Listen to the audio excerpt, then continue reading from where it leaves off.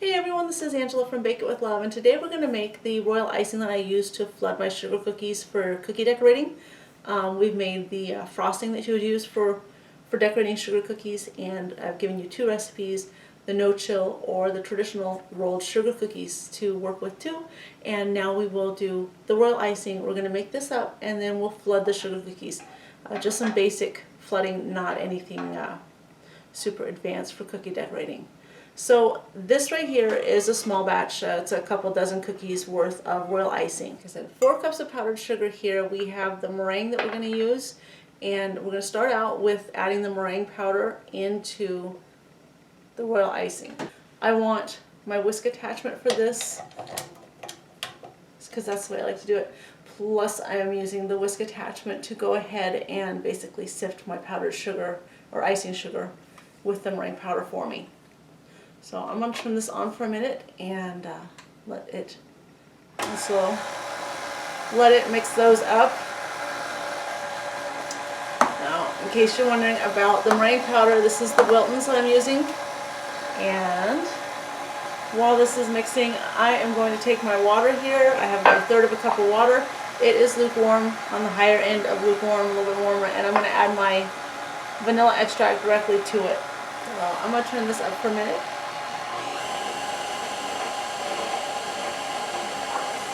And then I'll add my liquids.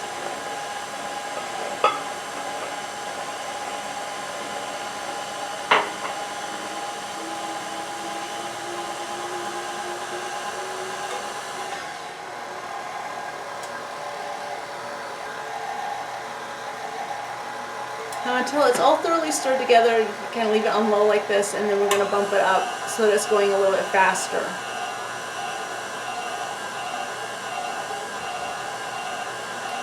You'll need to adjust the amount of liquid depending on what you're doing. Like when I start this out, I want my royal icing to be a little bit thicker because I'm going to go around and outline everything, and then I'll add some more liquid and use it for the inside for flooding the rest of what I've outlined. Do that for a couple of minutes, and then I'm going to pop this up and check my consistency here. This is what I'll be using to do the outlines with my royal icing. I am going to get some of this out so I can dye it the right color that I want, and then I'll be back to thin this out some more before we do our flooding. Okay, I've got 2 portions divided that I'll be using later for my outline in a couple different colors of the gel food coloring, which I prefer for this over the drop food coloring. And I've got about another 1/3 of a cup of water, warm water again, sitting here ready to add to the existing batch of the royal icing. And I'm just going to drizzle it in until I get the right consistency for flooding the cookies. So that is all going to be up to things like the humidity where you're at. So start with a drizzle, and you're going to start on low. Okay, so this is our royal icing. It's all done now. This is the consistency that I want for flooding the cookies.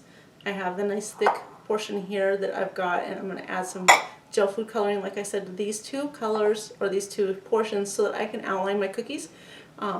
This is my flooding royal icing, and if you were to run a knife through there, it would take a good amount of time for it to fill back in. So that's what we're looking for, because we want to make sure that when we fill our cookies, it stays put. So I am going to add colors, divide this into 2 portions as well, add colors, and we'll be back to flood our cookies so you can see a basic flooding technique that you can use for your cookies.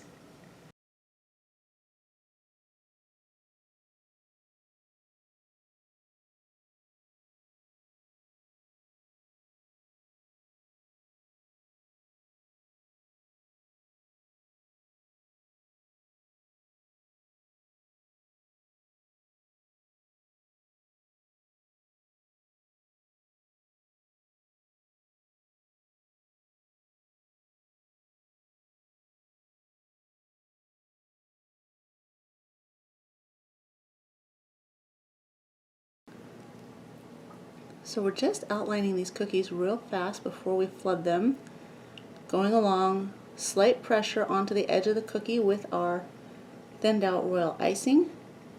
I showed earlier using some thicker icing where you can just spread it rather than doing your outlining, which I like on occasion when I don't plan to do too much more decorating with the cookies, because it will hold a kind of a textured look. Like I said, you can use a spoon to create kind of ripples and waves in it. And if you aren't quite happy with where your outline ends, go ahead and push it out. Okay, because what we're going to do here is just kind of come back through and add some more icing on the inside.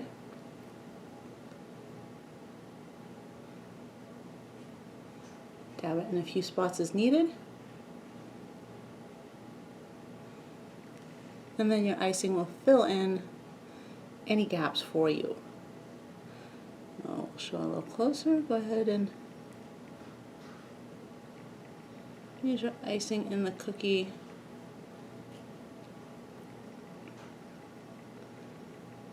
If you have one of those tools that you can go around and push your frosting around, that works too. I do have one, but using your tip of your piping nozzle here works just as well. Of course, if you don't have piping bags, go ahead and use like a Ziploc bag and snip just the very end of it off.